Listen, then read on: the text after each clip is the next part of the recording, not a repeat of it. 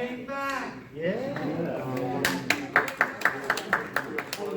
I am very thankful for that. Very, very thankful for that. Once again, let's begin in the name of the Father, and of the Son, and of the Holy Spirit. Amen. Loving and good God, we give you thanks and praise for all of your many gifts to us. The gift of your Son, our Lord Jesus, who shows us your love. The gift of your Spirit, who moves in our hearts and in our lives. The gift of faith, the gift of community, the gift of your call to follow after you. We ask your blessings upon us this night, that as we speak and learn of those who have gone before us, that we may draw closer, not only to them, but to you and to each other. We ask this through Christ our Lord. Amen. Well, welcome back. Welcome back. I want to begin by just a little bit of a tiny review of what we said last week. Is there anybody new? Oh, we've got new people. Wonderful, wonderful, wonderful. They can fill you in. But I want to begin with just a little bit of a review, and the first of that is the idea that the way we look and the way we study history in a Franciscan manner is to think of history as a conversation with people who've been places we can never go. But we get to learn from them and we get to share with them. A conversation means that we come at this not dictated to by the past, but not judging the past either. We come with our contribution and listen for their contribution so that we can go forward in a better position, better way. We can learn and go forward. And so that takes listening as well as using our own judgment, bringing ourselves to the conversation. So that's what we're doing. My two birds here talking away. That history, the study of history, is a conversation. And the history we studied last week was all about the missions. Now, okay, this is first test question. Why did the Franciscans come in 1493 instead of 1492?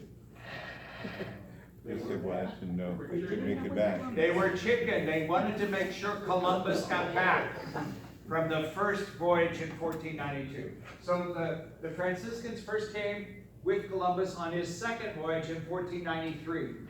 By 1573, there were missions in Florida.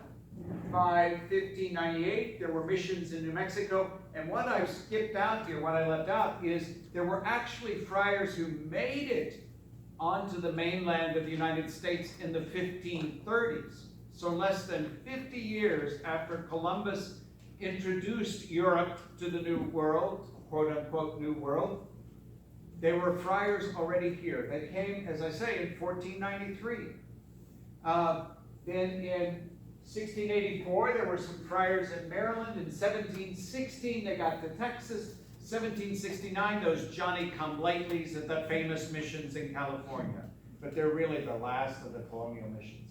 And then in the 1840s and 50s, what we're going to hear about tonight is coming to the United States. What we're going to talk about and share about tonight is coming to the United States. So if you'll see, 1769 is before there was a United States. So these predate the United States, but now we're going to get to the United States. This is where the Franciscans were represented in all of these states before there was a United States. The blue is the French. The red are Spanish friars. And then the green are those very few English friars who were in Maryland. So they were in all of these places before there was the United States, that kind of representation. And then it all went away. Thanks to lots and lots and lots of political things, Remember, I made mention that when the English came to Georgia, they drove the friars out and the natives with them because they were Spanish. It was the English-Spanish threat. The same way when the English took over, and by the way, I only have 43% Anglo-Saxon English, 41% Norman French English, and 16% Vikings who got over the moat, blood in my veins, according to the DNA test. So I'm all English. I'm talking about my people who drove the French, French missions out of Canada, the Spanish missions out of Georgia and Florida, and who are going to have a huge impact on the rest of the missions. So, by the mid-1840s, what you have left of all of that colonial effort that you saw in all of those different states is one mission. You have Mission Santa Barbara. And that's the only one that's left. After all that colonial, all of that top-down sand flowed through the hourglass. Okay, days of our lives, I know. All of that sand flowed through the hourglass. And the middle point of the hourglass is Mission Santa Barbara, because that's where the friars stayed as the friars started to come with those people on the bottom, and the hourglass turns over, and the Franciscan experience in the United States starts all over again, so to speak, with people coming from the bottom. But Francisco Garcia Diego Moreno, the first bishop of ambos Californias, both Baja California and Alta California, the two Californias, he was named the first bishop, and he was a friar. He was told to go to San Diego, but he didn't like San Diego. He went to Santa Barbara. And having lived 5 years in Santa Barbara, I can understand why. So he goes to Santa Barbara, and around him collect the friars, the few friars who are left in those California missions. So they gather around him, and so the friars have never left Santa Barbara. And it becomes the middle point of the hourglass. It's where the colonial and the current connect still. And the wonderful thing is, it's where our novices are right now. The novices of all the OFMs in the United States are now in Santa Barbara. That's where we have the novitiate. So I think it's such a wonderful heritage moment for them, such a wonderful heritage opportunity for them to be there where the friars have been since the 1780s. There were, but what we're talking about tonight are immigrants. And the immigrants start to come in big numbers in the 1820s, 30s, 40s. You see what happens there? 1820 to 1829, there are 128,000 immigrants in that whole 10-year span. But look at 1850 to 1859. 2 million, almost 3 million immigrants in that 10-year span into the United States. 1860s, it dropped a little bit because there was something else going on. Anybody remember? You remember the Civil War? You're older than I thought. Oh, no. Okay. So, but that was what was happening, is that the number of immigrants dropped a little bit during the 1860s, but it didn't drop by much, so to speak. So you've got the Franciscans arriving. This is actually a picture of immigrants about 1900 or so on Ellis Island, but it gives you an idea of it was kids, it was families, it was those who brought everything that they had, which wasn't much, on their backs and with them in their valises, and they came. They came because there was always something pushing them. This is why immigrants move. There's something pushing, whether it's wars or famines or revolutions, and those were all going on in Europe in the 19th century, the 1800s. And there's a pull. That opportunity for a better life is pulling people to the United States. Those things don't change. That was the way it was in 1820, 30, 40, 50, 60. That's the way it is in 2010, 20. You know, that same kind of push and pull, and so immigrants are still moving. Among the first of the immigrants were some singular friars, some friars who came one at a time. You've always had a few sort of Lone Ranger cowboy friars. Just no matter what, we've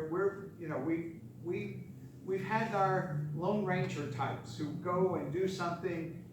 Oftentimes they go and they do something and others follow them. But they got that venturesome spirit, and so they go.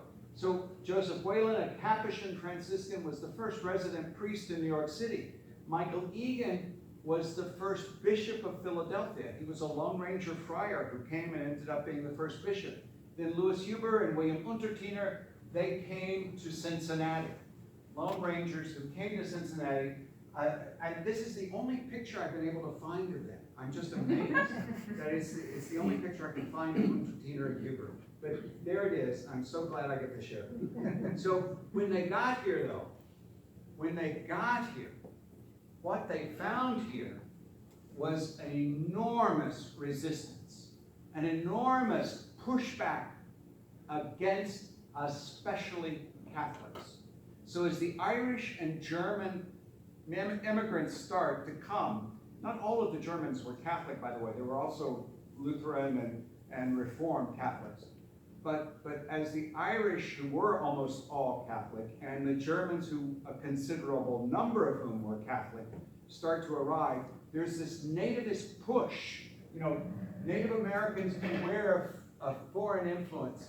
This flag is from the 1830s.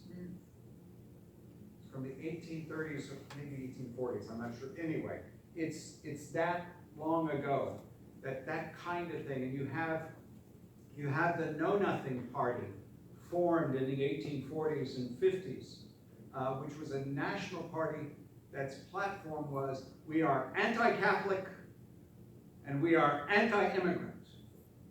And that was the political party in the 1840s and 50s. So the friars start to arrive, and among those who arrive in 1847, there are 6 Franciscan brothers from Tuam in Ireland. This is the first group of Franciscans to arrive in the United States. That is, in the country that was, or that is now the United States. There were groups that came before it was the United States, but this is the first group to arrive when it is the United States. And then the second group is actually more of those Tyrolese friars join William Untertiner in Cincinnati. And Tyrolese, by the way, the Tyrol is a German-speaking area that it overlaps northern Italy, eastern Switzerland, and western Austria. So it's a province there that doesn't adhere to modern boundaries. But that was the Tyrolese, but they were German-speaking, so they come because there was great need for German-speaking missionaries. But, as I say, there's lots of resistance to these folks.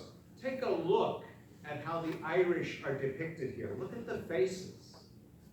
This is Thomas Nast, a political cartoonist. Now, this is actually from the 1860s, I think, or maybe a little bit later.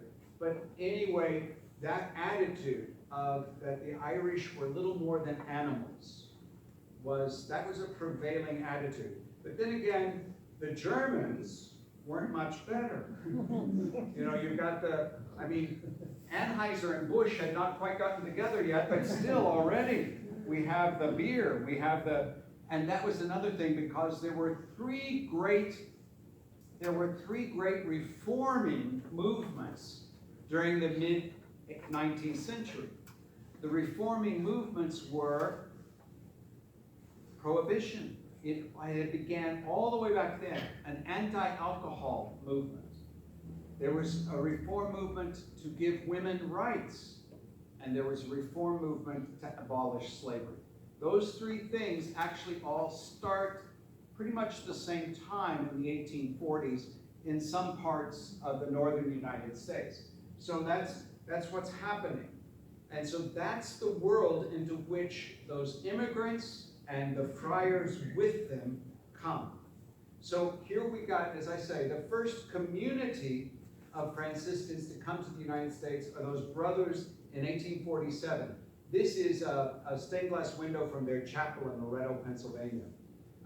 And so they came, the cornerstone of the monastery in 1848, also in 47, as I say, more friars from the Tyrol. But to give you an idea of the reception that they had, this is from their constitutions in 1850.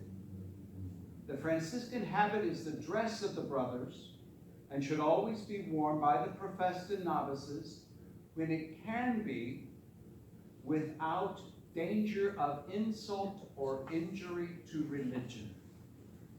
The habit may generally be worn at Loretto, even beyond the houses and premises of the community.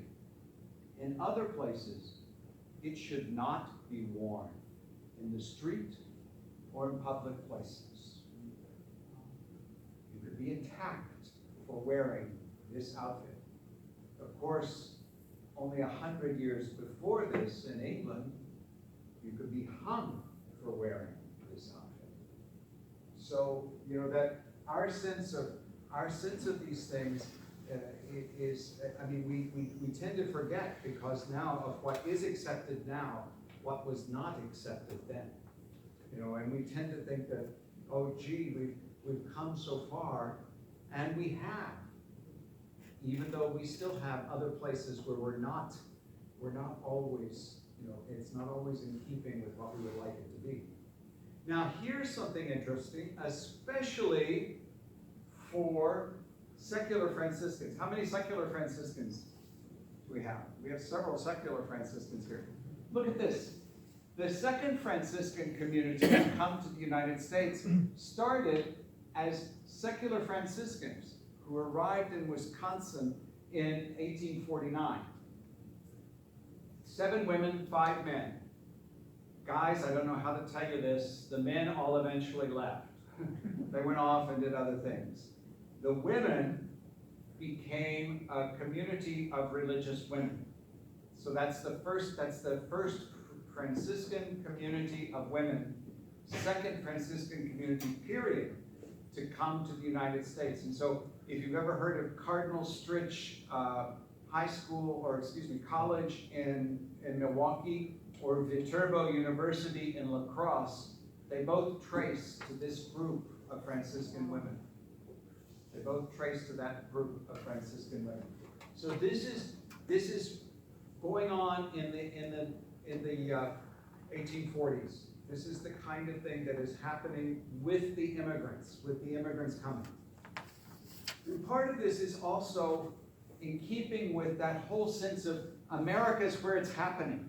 The United States is where it's happening. This is the place. And so it is the manifest destiny, as was written in an editorial in the 1830s, it is the manifest destiny of the United States to stretch from Atlantic to Pacific. You know, that is manifest destiny. That's God's plan. That's what the editorial was saying. This is God's plan. So that expansion begins. You know, the Mississippi River was the western boundary of the United States as determined by the peace treaty with Great Britain at the end of the Revolution. So, you know, over there was the United States. Over here was France. You know, on the other side of that river, that was the United States. This was France, or this was French. 1803, Thomas Jefferson purchases Louisiana. And Louisiana, the definition of the Louisiana Purchase was the watershed of the Mississippi River. Well, the watershed of a river starts where the water starts flowing into the river. So in other words, it starts at the Rocky Mountains, because that's where the water starts flowing that will eventually be into the Missouri and into the Mississippi and into the Gulf of Mexico. So this was, this Mississippi, Missouri, all of this was the watershed, this was Louisiana. But when Thomas Jefferson commissioned Meriwether Lewis and William Clark, anyone ever hear of them here in St. Louis?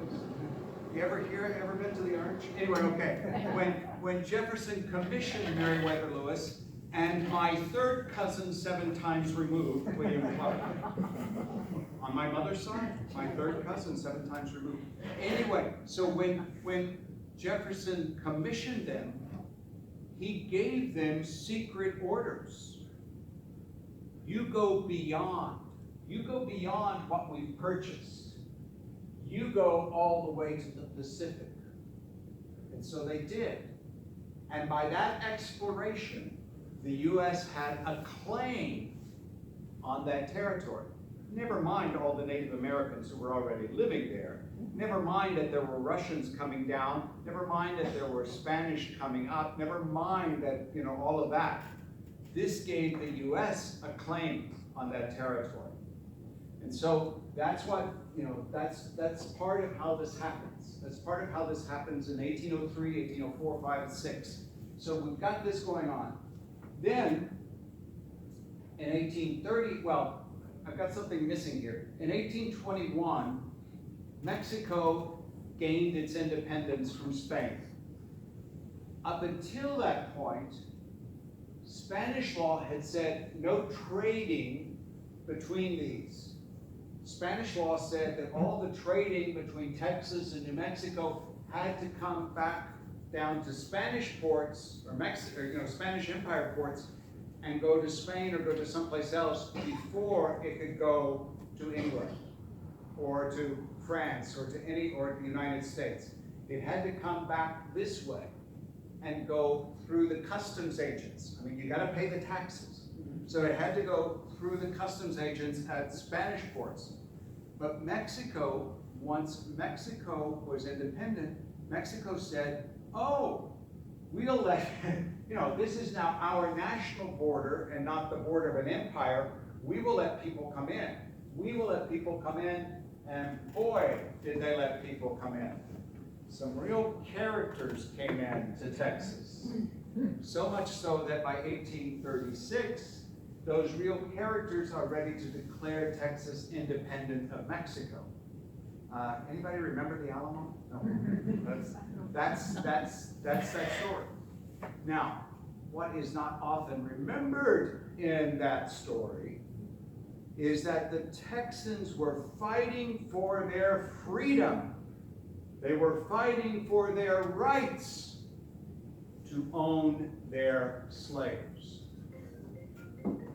Mexico had declared slavery illegal. But most of those who had come into Texas had come from Mississippi, from Louisiana, from Alabama, from Georgia.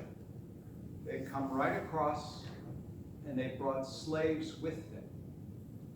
And so their fighting for their freedom was fighting for their freedom to own their slaves, among other things. And also for their freedom to speak a language that wasn't the national language, and their freedom to be Protestants in a Catholic country. So it's a mixed picture. This is a mixed picture. But in any case, in 1836, Texas declares its independence. And when it declares its independence, that continues on for about 8 years before Texas decides to join the United States. And it does decide to join the United States. 1844, James K. Polk, who is, he's a Manifest Destiny guy. He's a Tennessee politician who is, a slaveholding politician who is also, great. It's great to have Texas in the Union. So 1845, the annexation of Texas. Oh, by the way, 544005 is about the northern boundary up there in Oregon and what we were claiming up there. So anyway, so the U.S. annexes Texas And then in 1846, Polk claims that the blood of American soldiers was shed on American soil by Mexican soldiers. No one knew exactly where that spot was, but Polk told everybody it had happened. And so the US declares war on Mexico. And 1846-48 is the Mexican-American War. 1848, the Treaty of Guadalupe Hidalgo. This is what happens with the Treaty of Guadalupe Hidalgo. 45%, almost half of Mexico became the US. We took it. All of Texas, New Mexico, Arizona, California, parts of Colorado, Utah, and Nevada. 590,000 square miles, more than 100,000 people who never crossed the border, but who had the border cross them. We paid $15 million, or just about 4 cents an acre, in reparations. That's the result of the Treaty of Guadalupe Hidalgo. Now, think about this change. This means that Santa Barbara, Los Angeles, all of these, by the way, Los Angeles isn't much yet at this point. Santa Barbara, I think, was bigger than Los Angeles like that. So Santa Barbara, where the mission is, where the friars are, is now part of the United States. It is cut off from all of the friars it was connected to in Mexico. These were all friars coming up there. So it's cut off from the friars in Mexico. And so it's left more or less hanging out there all by itself. It's just this one little place. So what happens, and what the friars do in Santa Barbara, is they petition to become an apostolic college. An apostolic college does not have a football team. Instead, it has the right to receive novices. That's the important thing within a religious community, is that an apostolic college has the right to receive novices. So even if you're not getting anybody from your home base, so to speak, you can take in novices there at the place where you are and teach them, help them become Franciscans, help them for this mission and the missions that go from that. So this is this wonderful picture of Jose Gayol, who became a novice on the 23rd of July, 1854. And by the way, he is standing in order to take that. This is in a studio. And so he's probably propped and has got something on his back, and you notice he's holding his hand, because it probably took 90 seconds to take that picture, and he had to stand totally still. All this. So I love that we've got this picture of him. He enters the novitiate, he dies a friar 40-some years later. It's a wonderful story. So this is the Apostolic College of Our Lady of Sorrows in Santa Barbara. So that's one group of friars that are starting to continue on. Now, that's why Santa Barbara stays that little narrow point of the hourglass. But the other people who are coming on the bottom are needing to be served. They're needing to have ministry. They're needing ministers. And so over and over again, you have a pattern start to develop. A bishop who is in need of ministers who speak the language of the immigrants in his diocese goes to Europe, sends letters to Europe, tries to get European missionaries to come. It will be, eventually it will be how several different mission groups get to the United States. But for our purposes tonight and what we're talking about, it's the Franciscans. It's primarily the Franciscans that we're talking about coming as missionaries. So Bishop Odin is in Galveston, Texas. That's the first diocese in Texas. He's in Galveston, but right around San Antonio, he's got all of these German-speaking immigrants who have come in the 1840s. One of the things that happens in the 1840s in Europe, one of those pushes is that there are all kinds of revolutions and all kinds of political upset in all of these different little German-speaking principalities and duchies and kingdoms, etc. So there's a lot of push from Germany in the 1840s. So that's going on, and Odin sends to get German-speaking ministers.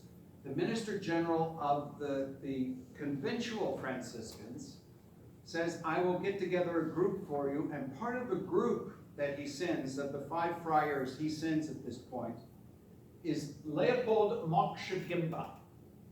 Leopold Moksha-Gimba, that's not a German name. That's a very Polish name. And it's because this is a German-speaking Polish person. There is no Poland during the 19th century. From the end of the Napoleonic Wars until World War I, there was no independent Poland. Poland was carved up by Prussia, Austria, and Russia. So he is in part of the area, he's one of the Silesians who had to learn to speak German as a kid in school, etc. So he's German speaking. He comes to Texas in 1852, and by 1854, he's writing letters back to his family and telling them, come to Texas, there's land, there's land. And so they come to Pana Maria. Pana Maria means Virgin Mary in Texas. It's about 55 miles southeast of San Antonio. And on Christmas Eve, 1854, the group had gotten there. It was nearly 200 people. The group had gotten there, and he celebrates Christmas Eve Mass on Christmas Eve, 1854, under a spreading oak tree. And that's the beginning of Pana Maria. That's the oldest, Polish settlement in the United States, as they claim, rightfully claim. When Pope John Paul II came to the United States, he met with a delegation from Pana Maria. They met in San Antonio because, believe me, you don't want to go to Pana Maria. The population there now is 96. I mean, it's a very tiny little place, but it's still there. And they have their turkey shoot every October, which used to be the men going out and shooting wild turkeys, and then they served it, and that was their parish fiesta. That's how they did it. Now they buy the turkeys. But anyway, they still have the turkey homecoming. So this is 1854. Also going on about this same time, 1855, same situation. This is Bishop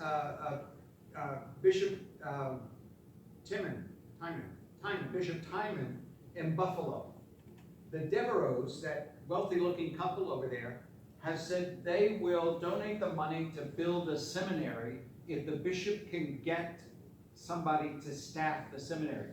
The bishop goes off to Rome looking for priests to staff a seminary, and he has no luck until he hits upon Pamphilo da Magliano.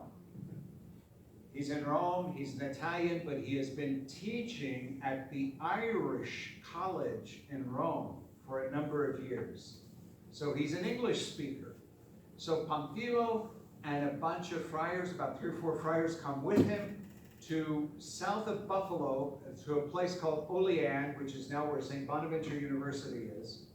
And that's how St. Bonaventure gets started, is the Devereaux and Bishop Timon and Pamphilo start St. Bonaventure University in 1855. So we've got conventuals, we've got OFNs, we've got third order regular friars. The Capuchins are the only ones not so far represented. Now the Capuchin Franciscans in Europe have always been extremely strong in Switzerland. That's one of the places they went to, that's one of the places they evangelized, that's very strong in Switzerland.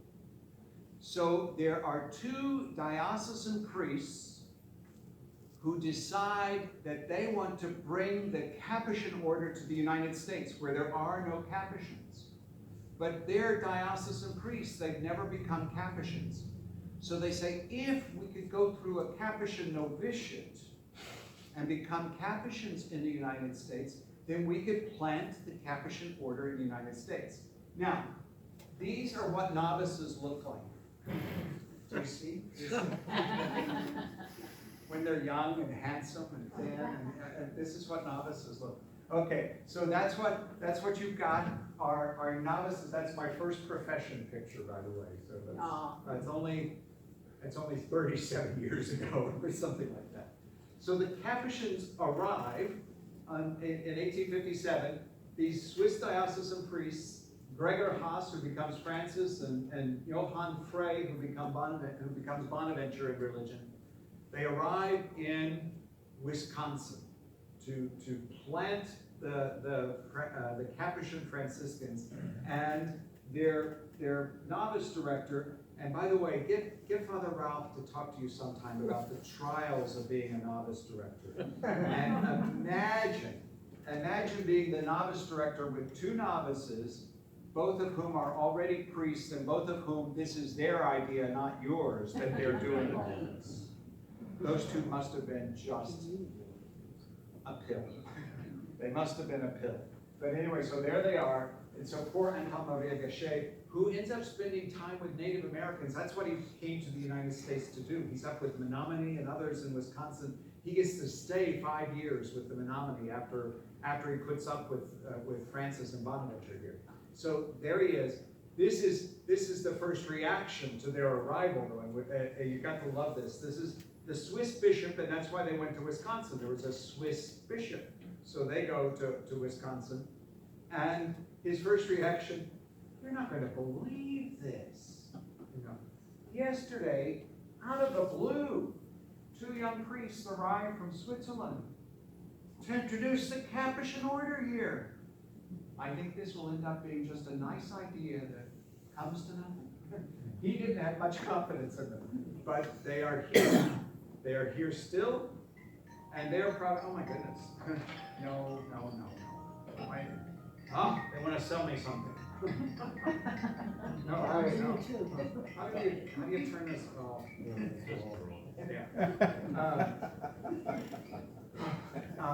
So that province is still here. That province has produced Solanus Casey, right? Yeah. The saint. I mean, so it came to more than nothing. It came to more than nothing. But here you've got, again, bishop looking for missionaries, bishop looking for missionaries, bishop looking for missionaries, over and over again. And guess what? You get another one in Alton, Illinois. Henry David Juncker is in Alton, Illinois, and he needs German-speaking missionaries. So he goes to Europe looking for missionaries. And now I am really nervous because this is the direct history of the Sacred Heart Province, and I'm probably going to say something wrong here, so I have to be very careful. But he goes to Paderborn in Saxony, and he knocks on the monastery door, which is opened by Gregor Jonknecht. Now, Gregor, this is the only picture we have of him, and it's considerably after this. The man lived to be almost, 67 years old. And this is near that end of that 67 years, I think. Because he's only, when this knock at the door comes, he's not quite 30. And he looks older than that. So anyway, he's the minister provincial of the Saxony province of the Holy Cross that has just been refounded recently after the Napoleonic stuff, after all of the stuff that's going on in Europe. So he is the minister provincial. He hears this cry from the bishop, I need missionaries who speak German, and he agrees to send what he can send. He agrees to do what he can do. And so he sends what he can send, he does what he can do, which is 9 friars who come to Teutopolis in 1858. So this is a this is kind of a print of the first places that they built in Teutopolis. But here you've got Damien Hinwig, Johannes Kapistern Zwingli, Servetus Altmix, Irenaeus Druze, Athenius Kush. Am I saying any of these names anywhere near right? Good enough. Yeah, that sounds great. Marianus Bailey and Julius Schnack, and Edmund Wild and Franciscus Uphoff. Now, these are tertiaries. Tertiaries, in this case, means that they were members of the Third Order. They were secular Franciscans, but they were secular Franciscans who were living with the friars, who were not married, who were living the life of the community in the community. Because the interpretation of the Franciscan rule that was held by the Recollect Franciscans of this time said that First Order members, that is OFMs, could not touch money. That was the interpretation of the rule, that they could not touch money. But the tertiaries could. The tertiaries could. So they handled all of the finances of the community. They handled all of the finances of the community. And so they were vitally important. And actually, you have that in other places, lots of other places in this time and place. And it was relatively simple in Europe when they were living in monasteries and groups and enclosed kind of groups. But once they get to the United States, where they're going to be spread out among the people, where they're going to be serving as missionaries in all of these places, that's going to become ever more difficult. And it's going to break down.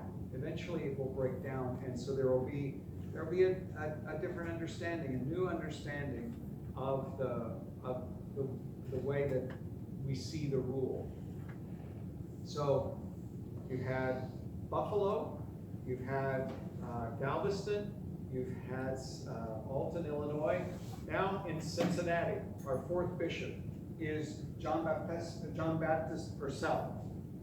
He is now the bishop, the archbishop in Cincinnati, who has those Tyrolese friars.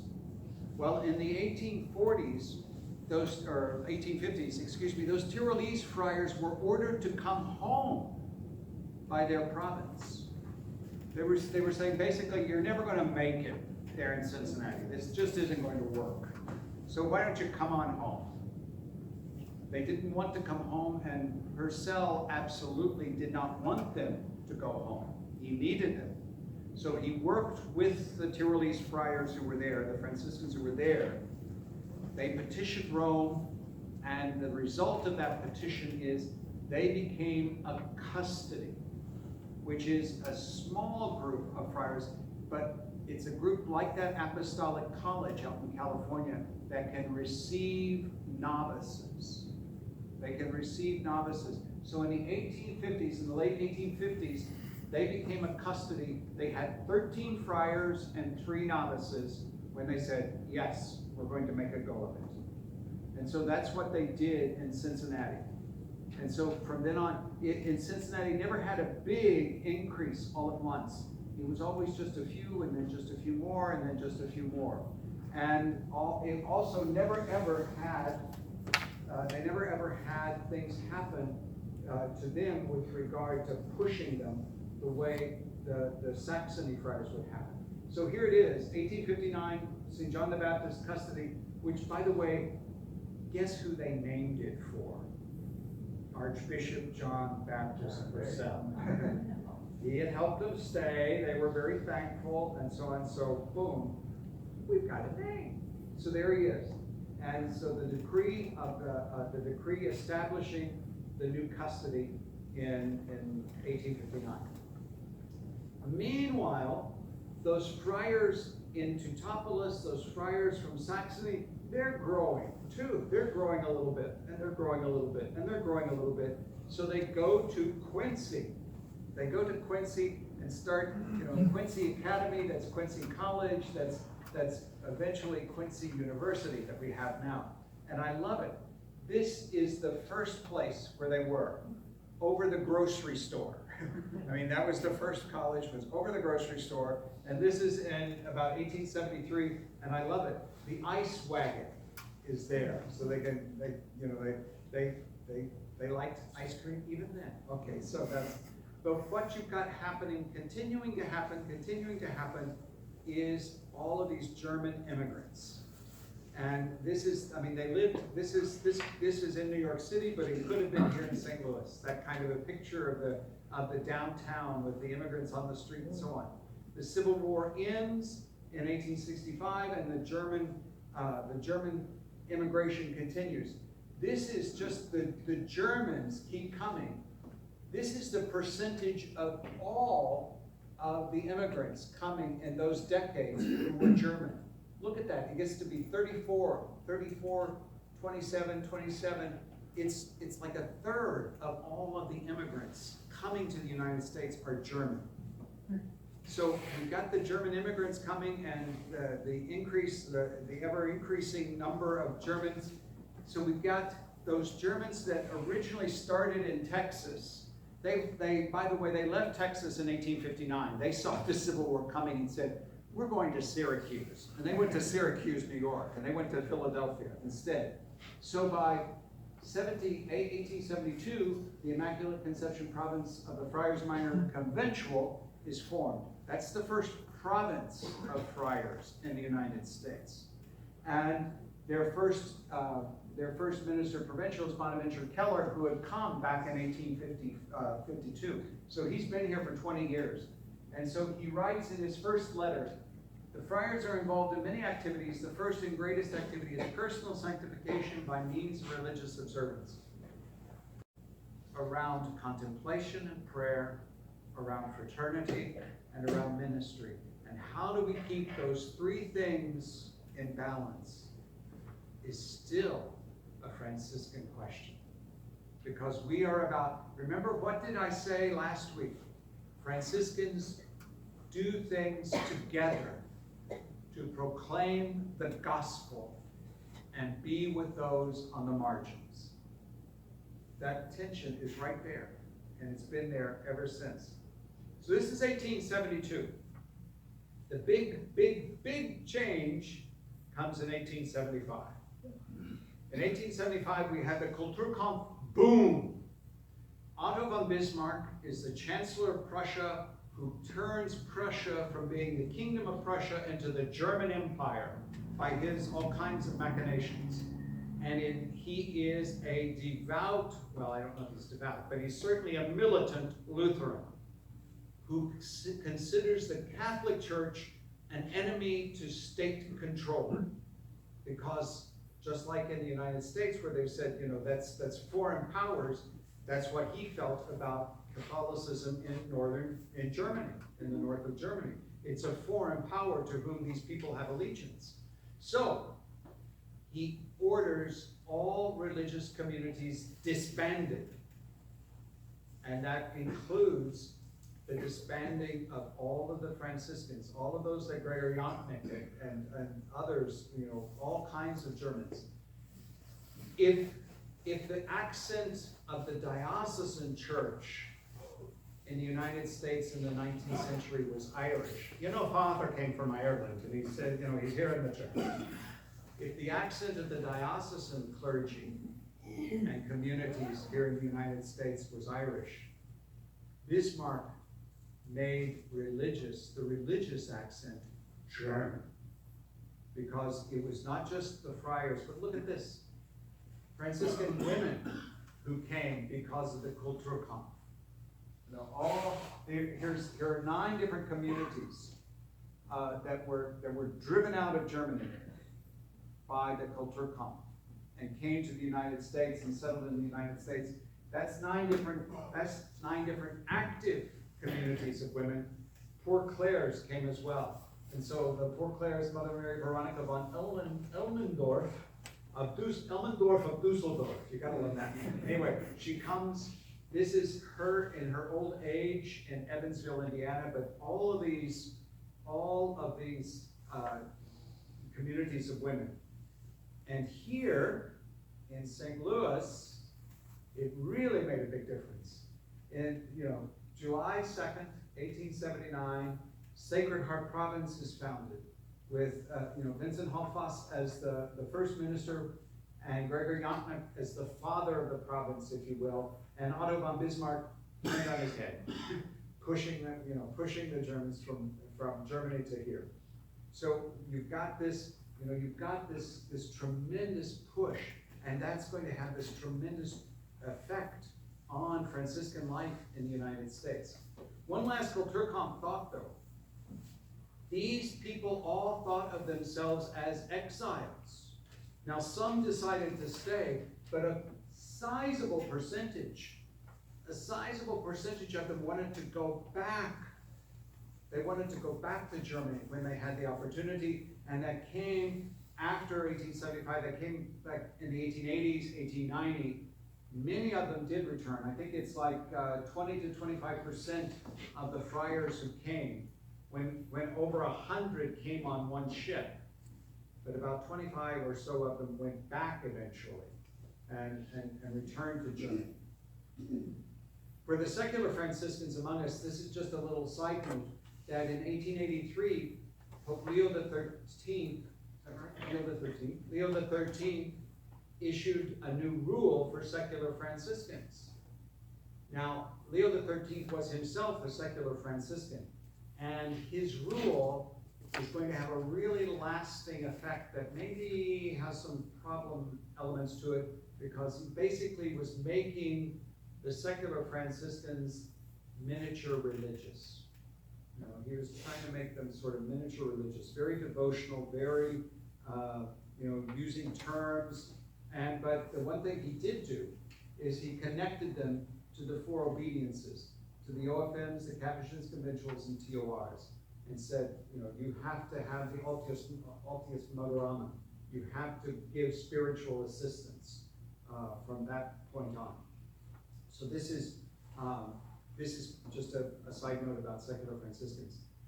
The other group that starts to come later, we talked Irish and Germans, the Polish start to come by the late 1880s. By the 1880s, they're coming from Poland. they started in the 1850s, we had Moksha, but the big push from Poland comes 1880s, 1870s, 80s.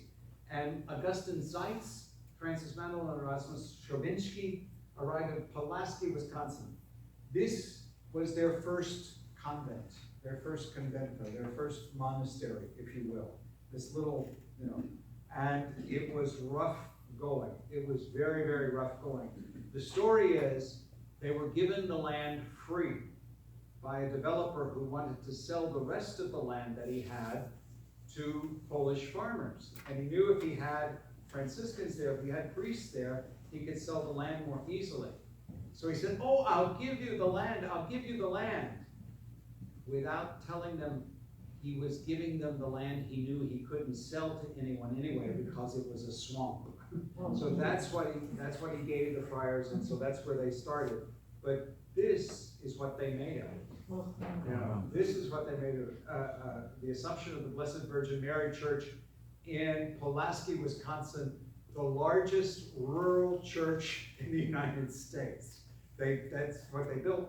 But these Polish friars were not the only ones with an edifice complex. This is what the Volga Germans did in Kansas. This is St. Fidelis, which is staffed by Capuchins in Kansas. And this is what amazes me about that. Does that remind you of a church you've been in? Does that remind you of a church across the street? It's that same. The Volga Germans, by the way, were Germans who had been invited by Catherine the Great into Russia to settle along the Volga River, and told they would never have to learn Russian, they'd never have to become Orthodox, they'd never have to serve in the Russian army. And then there arose a czar who knew not Catherine the Great. And so they said, you will serve in the army, you will learn Russian, and you will become Orthodox. And so the Volga Germans came to the United States, and that's where we get a whole lot of it. So, back to Santa Barbara, back to that little hourglass, that little point. This is what Santa Barbara had become by the 1880s. You'll notice, look at the names. There's a Spanish name, and here's a Spanish name and a Spanish name, but look at the rest. Fox, O'Keefe, Gallagher, O'Malley, Reed. It's Irish. These are Irish guys now who have been received into the novitiate there at the Apostolic College and are there. But by this point, in the 1880s, they're having a terrible time keeping things going. And so they do all sorts of things, including opening a school. Now, I know that these are not friars standing on top of the railing. That's not, I mean, well, I've known some friars who would. But then I think these are the students there. But they were in terrible plight. They were in a terrible, terrible plight. And so by 1885, they write to the Minister General saying, we are in a terrible plight, can we be helped out? Remember, we have no connection now in Santa Barbara to Mexico. So where are the closest friars? Well, the closest friars are in St. Louis. And so April 1885, the Minister General incorporated Mission Santa Barbara into Sacred Heart Province. It becomes a house of this province in St. Louis and makes that connection. And so that connection is made. Ferdinand Bergmeyer had been sent, he had been sent in 1885. He was sent to investigate the situation on the part of the Minister General. And so he goes from here in St. Louis, he goes out to Santa Barbara, and he goes, and he comes back, and he says, oh, they're in terrible shape. They're in terrible shape. It's just in terrible shape, and I'll go. I'll live there. I will suffer. I will go and force myself to live in paradise. I'll go. And so he does, and he goes back, and then to get him back, they elect him minister provincial. So he gets brought back to St. Louis, but as soon as his term as minister provincial, which in those days was 3 years, as soon as it was up, back to Santa Barbara, but all was not quite well. He gets back to Santa Barbara, and 1896, February 27th, Henry Kressmeyer, who in technical terms, he was mentally a taco short of a combination plate, as we would say in New Mexico. He didn't quite have it all. He wanted to be a friar, and they said, no, you just can't be a friar. But they kept him around. Ferdinand let him stay and gave him a little money for things, but he was basically just sort of living there, little money here and there. Well, he became convinced that Father Ferdinand was the reason he was not being allowed to become a friar. So he saved up his money and bought a gun. They say he wasn't quite all, and shoots Father Ferdinand, kills him. Yeah.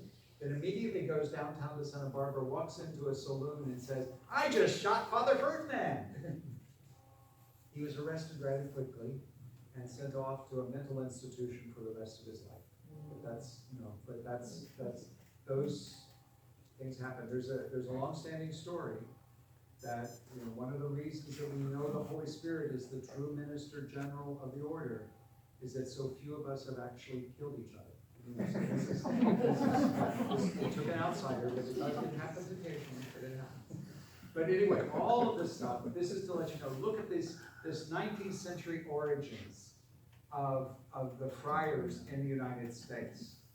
Here it is, the 19th century, and 18th century, 1786, there's St. Barbara, Santa Barbara, then John the Baptist in 44, Sacred Heart in 47, Immaculate Conception of the Conventuals in 52, the Conventuals, that's a long story, but St. Anthony is a daughter province of Immaculate Conception. Immaculate Conception OFM, 55, which Holy Name and Immaculate Conception share the same beginnings. The Capuchins, those two novices in Detroit, in Wisconsin, Sacred Heart Province of the OFMs, 1858, to Teutopolis, then here. The Capuchins, this is another Kulturkampf thing. The Capuchins came to Pittsburgh during the Kulturkampf while the OFMs were coming here to St. Louis. And then Assumption, those Polish friars who first come in 1887, and then finally, I didn't get to tell you yet, but don't worry, you're gonna hear about it in 2 weeks, about Guadalupe. So stop already, Jack, it's 8 o'clock. So, stop. So with that, and questions, comments, refutations of my heresies, corrections of my inaccuracies, what do you? The Loretto Franciscans, they were the PORs? Not when they arrived, but they were later. They were an independent group of third order. They were, you see, the third order history of men in among the Franciscans, over and over and over again, you have a pattern of a group of third order men living together and and doing ministry, doing community life. And this was a diocesan group in Tuam in Ireland who came to Loretto. But over and over and over again, Rome has said, when we have these groups of men, especially when some of them want to become priests, we want to amalgamate them into a larger group. And so the third order regular men, of whom there is a minister general in Rome, they got amalgamated into that group eventually. So they are TOR, the two provinces. Now the interesting thing is, that's not been what's happened with the women. That over and over again, as a matter of fact, most of the Franciscan sisters who work in schools, who work in hospitals, who do all of those things, they have some sort of a similar origin in that it was a group of women, maybe originally like Augustine, what's her name, in Wisconsin, where a group of women work together, do a ministry together, and they form their own little local community, but that community usually doesn't get amalgamated into a larger one. So that's why you have, that's supposedly one of the 3 things God doesn't know, is how many different kinds of Franciscan sisters there are. Also, God doesn't know what the Jesuits think. So other questions?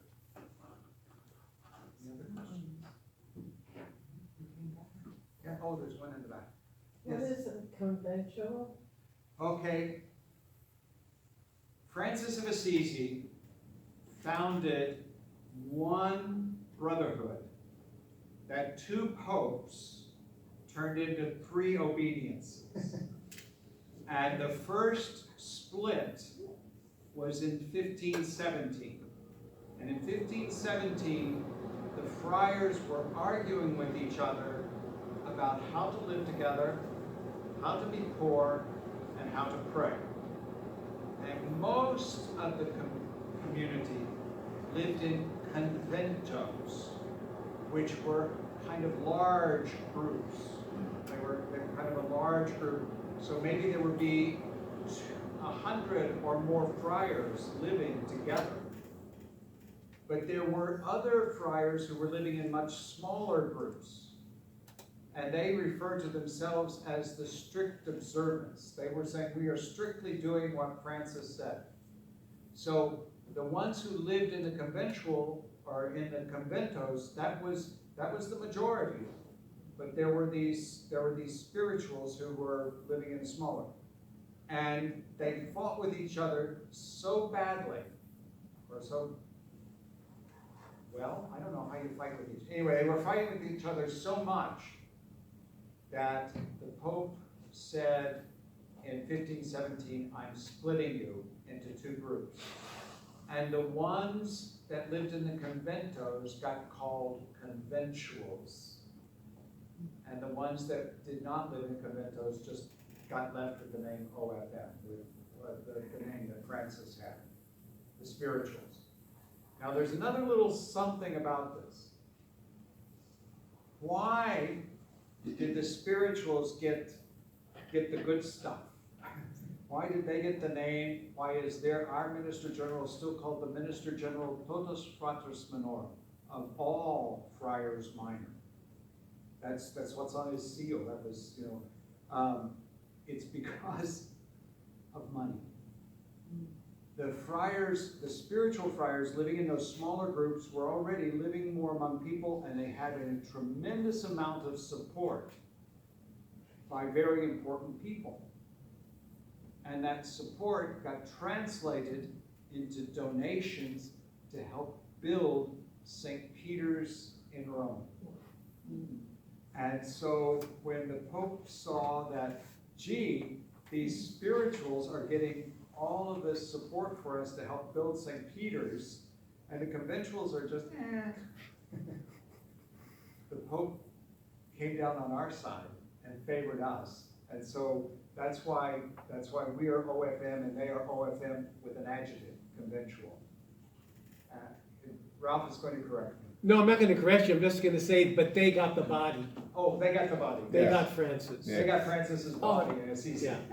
Yeah. You know, they had the basilica. We got the we got the seal, we card. got the name, seal, they we got the name, body. We got And the, the we got the card. Portioncola, we got, you know, the place that Francis said, this is where we're founded and everything. You'd say we have the spirit. We The have the- spirit. Oh!